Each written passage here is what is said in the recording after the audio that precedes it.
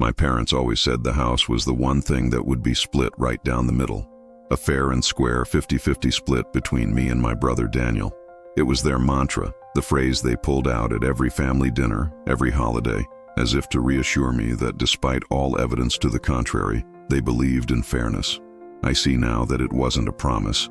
It was a smokescreen, a sweet-sounding lie to keep me compliant and useful while they orchestrated the greatest betrayal of my life. The truth didn't come in a dramatic lawyer's office reading of a will. It came on a Tuesday afternoon in a dusty county clerk's office, with a deed dated 3 years before their deaths, showing the house, my house, signed over completely to Daniel, for nothing, a gift. The clerk behind the counter seemed oblivious to the way my world was tilting on its axis. She just stamped another paper, her movements routine, while I stood there staring at the signatures. My father's, firm and unwavering. My mother's, a little shakier but just as determined. They had sat down, signed a piece of paper, and erased my future, my inheritance, my entire understanding of our family's foundation. It wasn't just about the money, though. God knows I needed it. It was about the cold, calculated nature of the act. They did it behind my back years ago, and then continued to look me in the eye and promise me my share, a share they knew was already gone. It was a long con, and I was the mark from the very beginning. I walked out of that government building in a daze, the photocopy of the deed clutched in my hand. The sun felt too bright, the sounds of the city too loud. My mind kept replaying the last few years, but now every memory was tainted, viewed through this new, ugly lens.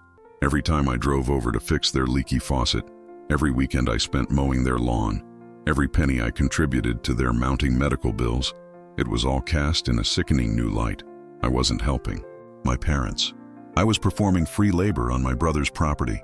I was maintaining his asset, increasing its value, while he was nowhere to be found, living his life 2 states away without a care in the world. The financial burden of their final years had fallen squarely on my shoulders. Daniel was always too busy with work or in a tight spot financially, excuses my parents readily accepted. Meanwhile, I was the one taking time off work without pay to drive them to doctor's appointments. I was the one whose savings dwindled with every new prescription, every specialist copay. I did it without complaint because I believed it was my duty, and because I held on to that one promise, that the house would make it all right in the end. It was the collateral for my sacrifice. I had convinced myself that my contributions were an investment, an advance on my inheritance that would one day be settled. Now I see how they used that promise to manipulate me. "Don't you worry, son," my father would say, patting my shoulder after I'd just paid for a new furnace for them. "It all comes out in the wash. The house will take care of everything." They saw my responsible nature not as a virtue, but as a resource to be exploited. They knew I wouldn't let them suffer, that I would always step up. So they let me. They drained me of my time, my energy, and my money, all while knowing that the safety net they dangled in front of me had already been given to someone else. It was a masterful, cruel deception that relied entirely on my love for them. The most painful part is connecting the dots backwards. I remember the specific weekend 3 years ago when they must have signed the deed. They had asked me to go on a trip for them, to visit an old ailing aunt a few hours away. They said they were too tired to make the drive, so I went. I spent my weekend running errands for our extended family, feeling like the good son, while they were back home with a notary, signing away my birthright. They manufactured an excuse to get me out of the picture so they could commit this act of financial treason without interruption. They didn't just lie by omission. They actively created a scenario to facilitate their deceit. When I confronted Daniel over the phone, his reaction was even worse than I expected. There was no surprise, no shame. There was just a quiet, arrogant confirmation. "Yeah, they signed it over to me a while back," he said, his voice calm, as if discussing the weather. "They were worried you'd try to make me sell it if you had a say. They knew I'd want to keep it in the family." In the family. He meant his family. The injustice was breathtaking. They didn't just prefer him. They actively distrusted me, viewing my practicality as a threat to his entitlement. My desire for fairness was reframed as a desire to take something away from him. Then came the final insult. As if the loss of the house wasn't enough, Daniel casually mentioned a box of old bills and stuff that Mom had left for me. He said he'd mail it over. It arrived a week later. It wasn't full of sentimental keepsakes or old photos. It was a meticulously organized file box containing every single medical bill from the last 5 years of their lives. Stacks of them, receipts for things I had paid for, alongside invoices for treatments I didn't even know they'd received. At the very top was a handwritten note from my mother. It didn't say, "I love you" or "I'm sorry." It said, "Please, settle these for us. You were always the responsible one." I sat on my floor, surrounded by a mountain of debt that wasn't mine, holding a note that felt more like a curse than a final message. They hadn't just given Daniel the primary asset. They had formally bequeathed me the entirety of their liabilities. It was a final, posthumous act of favoritism, a perfectly balanced transaction of betrayal. He got the 6-figure house free and clear. I got a box of debt and a hollow compliment about my reliability. The numbers themselves told the story. A net gain of hundreds of thousands for him, and a net loss of tens of thousands for me. It was all there in black and white, a final accounting of my worth to them. The financial fallout has been catastrophic. The savings I'd been rebuilding are gone, wiped out by the first round of collections calls. The dream I had of starting my own small business, a dream I'd put on hold to care for them, is now a laughable fantasy. I'm working double shifts just to stay afloat, to pay off the debts of 2 people who, in the end, viewed me as little more than their personal banker and groundskeeper. Every paycheck feels like a punishment, a reminder of their betrayal. I'm not working for my future anymore. I'm working to pay for a past that wasn't even mine. Meanwhile, Daniel is thriving. He's using the equity in his house to fund a new business venture. He posts pictures on social media of his family on lavish vacations, smiling in front of landmarks I'll never afford to see. He stands in the yard I used to mow, in front of the porch I repaired, and captions the photos with hashtags like family legacy and blessed. Every post is a dagger in my heart. He's living a life funded by my sacrifice, flaunting a prosperity that was built on a foundation of lies and my misplaced devotion. He isn't just enjoying his inheritance, he's celebrating my financial ruin. I've had to sell my own car to cover a particularly large hospital bill that went to collections. I now take the bus to a job I hate, feeling the exhaustion deep in my bones. Some days, the sheer weight of the injustice is paralyzing. How could they do this? How could they watch me struggle, watch me pour my resources into their care, all the while knowing they had already rewarded the son who did nothing? It wasn't a passive act. It was an active, conscious choice they made every single day for 3 years. Every thank you they ever said to me during that time was a lie. The psychological toll is just as heavy as the financial one. My sense of self has been shattered. I built my identity around being the reliable, dutiful son. I took pride in it. Now I see that my best qualities were actually my greatest weaknesses in their eyes. They were the very things that made me easy to exploit. My responsibility was a tool for them to use. My brother's irresponsibility, his constant need for bailouts and support, was what earned him their protection and their ultimate reward. They punished me for my strength and rewarded him for his weakness. It's a twisted family dynamic that I'm only now beginning to understand. I lie awake at night, my mind a relentless calculator of loss. I tally up the hours of lost wages from taking them to appointments. I estimate the cost of the groceries I bought, the repairs I made, the bills I paid. The numbers spiral into a dizzying sum, a monetary value they placed on my servitude. Then I picture the value of the house, its steady appreciation over the years, and the financial freedom it represents. The gap between those two figures is the measure of their favoritism. It's a quantifiable, undeniable metric of how little they valued me in comparison to him. What makes it all so much worse is the memory of their words. They always talked about the importance of a good work ethic, of paying your own way, of being responsible. They preached these values to me my entire life, and I absorbed them. I lived by them. Daniel ignored them completely, and yet he was the one who reaped all the benefits. It turns out their lectures weren't about building my character. They were about grooming me to be their workhorse. They raised me to be the perfect support system for the son they truly loved, the one they never expected to stand on his own 2 feet. I've become withdrawn and bitter. Friendships have started to fray because I can't bring myself to be happy for other people's successes. When a friend announces a promotion or a new home purchase, all I feel is a surge of acidic envy. I see their stable foundations and functioning families, and it only highlights the profound dysfunction of my own. My story feels too ugly to share, too unbelievable. Who would want to hear about a man whose own parents systematically dismantled his financial future to benefit his brother? It sounds like something out of a dark fairy tale. The box of bills sits in the corner of my living room. I haven't been able to throw it away. It feels like a monument to the whole sordid affair. Sometimes I open it and just stare at the invoices, at the cold, itemized lists of procedures and medications. I trace their names on the letterheads, trying to feel something, anything, other than this cold, hard knot of resentment in my stomach. But there's nothing. The love I had for them has been completely hollowed out and replaced with the stark reality of their betrayal, itemized and priced for my convenience. I have considered legal action, but every lawyer I've spoken to has given me the same grim prognosis. The deed was a legal gift. There was no coercion.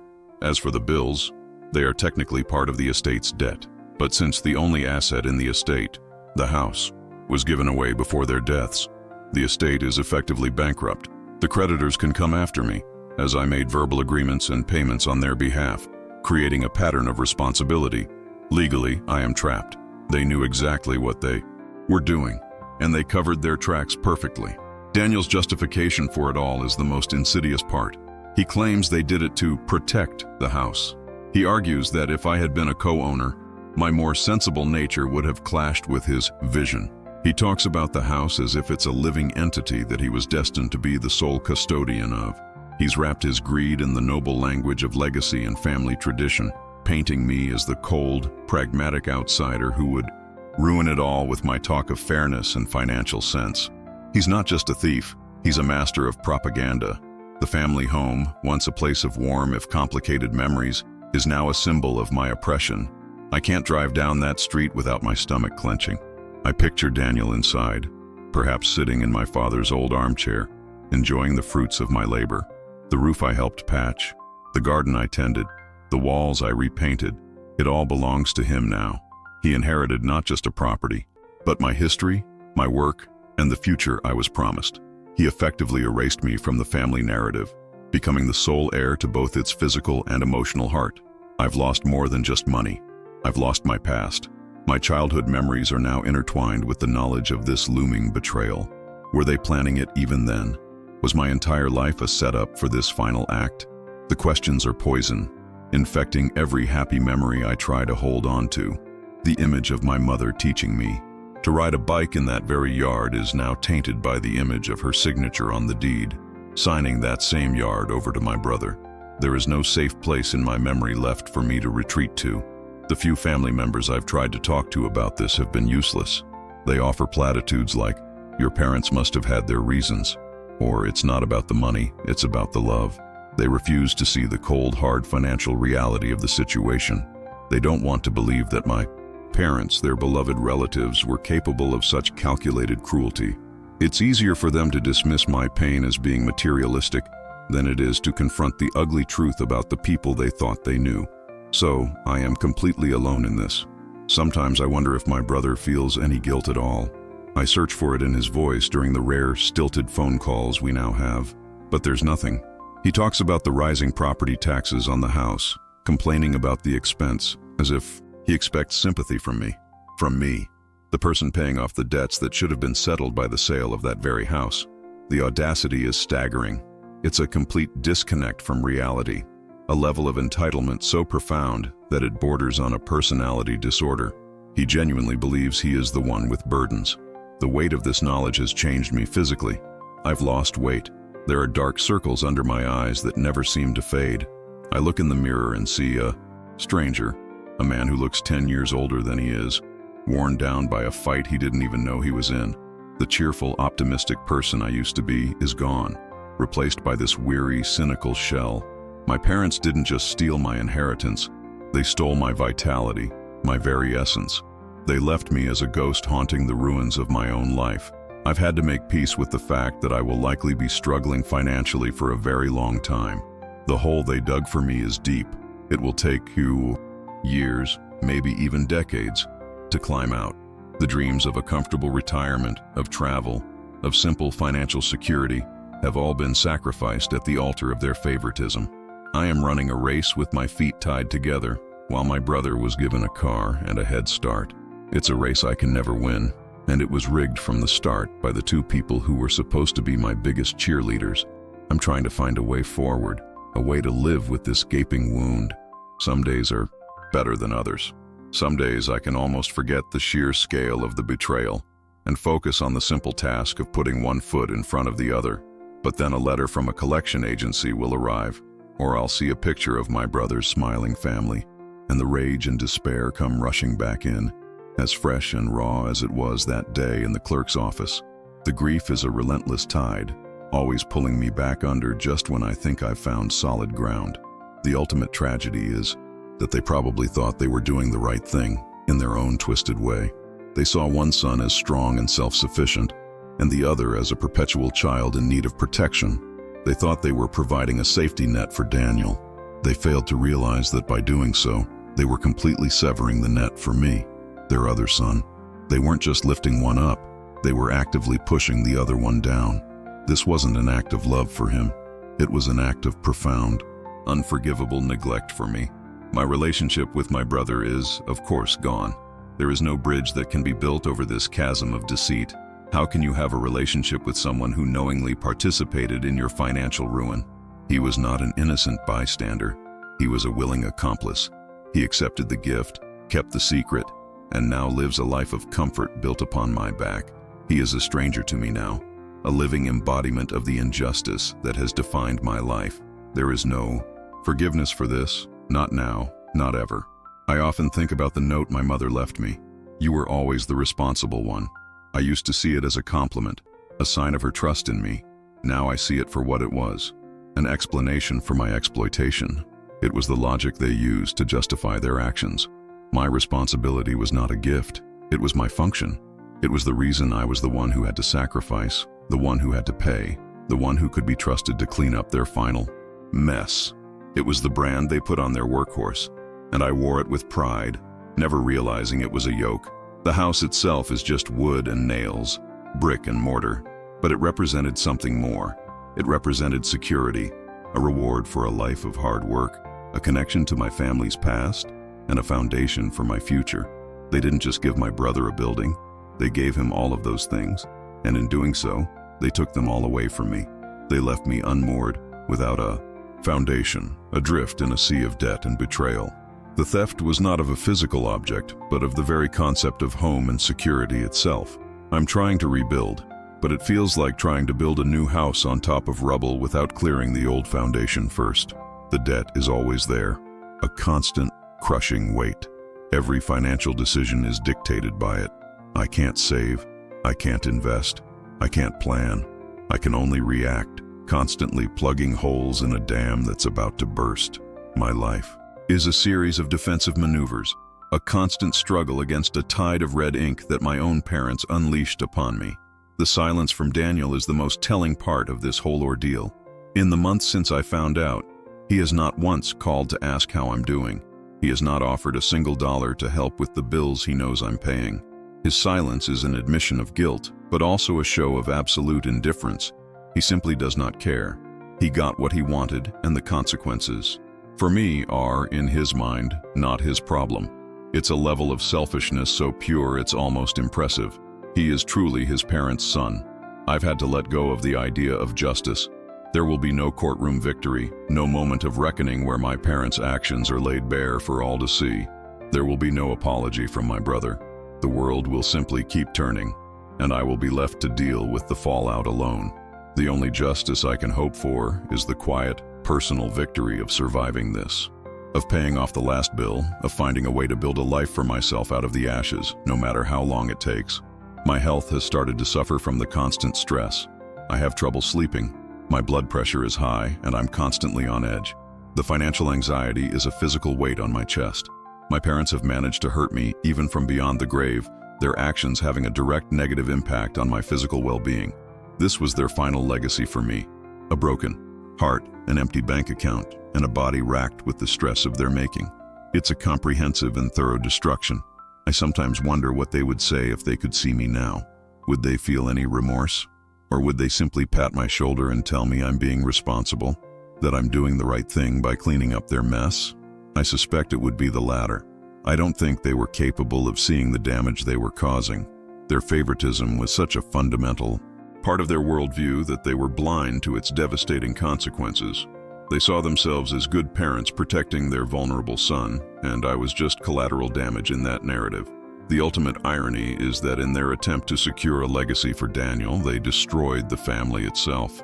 There is no family left. There is only me, alone, and him, in his stolen house. The connection between us is severed forever. The holidays and birthdays we once shared are now just painful memories. They broke the family in two, creating a victor and a vanquished. And for what? For a pile of bricks and a plot of land. They traded their family for a piece of property, and it's a bargain I will never understand. The path forward feels foggy and uncertain. How do you rebuild a life when the very people who were supposed to be your foundation were the ones who detonated the bomb? I feel like I'm learning to walk again, but I'm not sure where I'm supposed to be going. My goals and dreams have been so thoroughly decimated that I don't even know what to aim for anymore. For now, the only goal is survival. The simple act of making it to the next payday without sinking completely. Every dollar I earn feels like it's being split in three. A third for my present survival, a third for the creditors my parents left me, and a third for the ghost of my brother's free ride. I am working for 3 people, but I am only one man. The math doesn't work. It will never work. This financial imbalance is the new reality of my life, a permanent handicap imposed on me by my own blood. It's a life sentence of financial struggle, and there is no possibility of parole.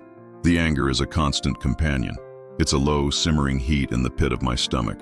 Sometimes it flares up into a white-hot rage, and I have to punch a pillow or go for a long, grueling run just to keep from screaming. The anger is exhausting, but it's also, in a strange way, what keeps me going. It's the fuel for my fight to survive. If I let go of the anger, I'm afraid that all that will be left is the despair, and I know that if the despair takes over, I will truly be lost. I've come to realize that my parents' love was entirely conditional. I was loved when I was useful, when I was compliant, when I was fulfilling the role they had assigned to me. The moment my needs or my right to fairness conflicted with their plans for their favored son, that love evaporated. Or perhaps it was never there at all. Perhaps what I mistook for love was simply their approval of my utility. It's a horrifying thought, but it's the only one that makes any logical sense of their actions. My brother won. In the cold, hard game of family finances, he emerged the undisputed champion. He has the house, the equity, the security, the legacy. He has it all, but I have to believe that his victory is a hollow one. He must, on some level, know that his entire comfortable life is built on a lie, on the deliberate murder and systematic impoverishment of his own brother. He has to live with that knowledge. Perhaps that is the only true justice I will ever get. The knowledge that he has to live inside his stolen trophy, knowing exactly how he got it. I've stopped looking at old family photos. I can't bear to see the smiling faces, the feigned affection, the carefully constructed image of a happy, normal family. It's all a lie. We were never a happy family. We were a deeply dysfunctional unit, built around a core of blatant favoritism, and that favoritism was a cancer that slowly, methodically, ate away at us from the inside until the whole structure collapsed, burying me under the rubble. The photo albums are just collections of beautifully framed lies. What my parents did was an act of financial violence. It was a deliberate, targeted attack on my future, on my stability, and on my well-being. They used their position of trust and authority to inflict a wound so deep that it may never fully heal. And they did it with smiles on their faces, all while telling me what a good and responsible son I was. The cruelty is almost poetic in its perfection. It was a flawlessly executed betrayal, years in the making. I'm trying to create a new definition of family for myself, one that isn't based on blood, but on trust and mutual respect. I'm leaning on the few friends who have stuck by me, the ones who don't offer empty platitudes, but simply sit with me in the silence and acknowledge my pain. They are my lifeline. They are a reminder that while my biological family failed me in the most spectacular way imaginable, the world is not entirely devoid of decency and loyalty. The house still stands on that quiet suburban street, a monument to my family's greatest shame. I imagine a day, far in the future, when I can drive by it and feel nothing. No anger, no pain, just a dull, empty space where a family used to be. That is the goal. To get to a place of neutrality, a place where the memory of their betrayal no longer has the power to wound me. I don't know if I'll ever get there, but it's the only direction I can possibly go. My parents taught me a final, brutal lesson about money. They taught me that it can be a tool, a weapon, and a symbol. They used it as a weapon against me, and as a symbol of their love for my brother. They showed me that in some families, love is not an abstract emotion, but a commodity that is allocated, a resource that is distributed not equally, but to the one who is deemed most worthy, or perhaps most needy. I was on the wrong side of that ledger, and I will be paying for it for the rest of my life. The conversations I have with them in my head are relentless. I scream at them, I cry, I demand an explanation. Why? It's the one-word question that haunts my every waking moment. Why did you do it? Why did you sacrifice me for him? Why was my loyalty punished and his negligence rewarded? I will never have an answer. I am left to untangle a knot of motivations that are buried with them. So all I can do is stare at the aftermath and try to make some sense of the wreckage. I have to find a way to let this go, not for them, but for me. I cannot let their betrayal be the defining story of my entire life. It is a chapter, a brutal, devastating chapter, but it cannot be the whole book. I have to find a way to turn the page, to start writing a new story for myself, one where I am not the victim, but the survivor. A story where my worth is not determined by a deed in a county clerk's office or a box of inherited bills. I am more than my parents' ledger. I am more than the sum of their bad decisions. This is the mantra I have to repeat to myself, day after day. It's a struggle. The weight of their financial and emotional abuse is heavy, and some days it feels impossible to stand up under it. But I have to. For my own sanity, for my own future, I have to believe that I can build something new from the ruins they left behind. My survival will be my victory. The sheer loneliness of this situation is perhaps the hardest part. There's no one to share the burden with. No one who truly understands the unique pain of being financially and emotionally abandoned by your own parents in favor of a sibling. It's a very specific kind of grief, and it's a path you have to walk alone. I feel like I'm screaming into a void, and the only echo that comes back is the sound of my own quiet desperation as I struggle to stay afloat. I often think about the concept of inheritance. It's supposed to be about passing something on, about ensuring the next generation has a better start. My parents inverted that concept entirely. They passed on a burden to me and a prize to my brother. They didn't just fail to give me a better start. They actively engineered a worse one, saddling me with their own financial baggage while giving him the tools to soar.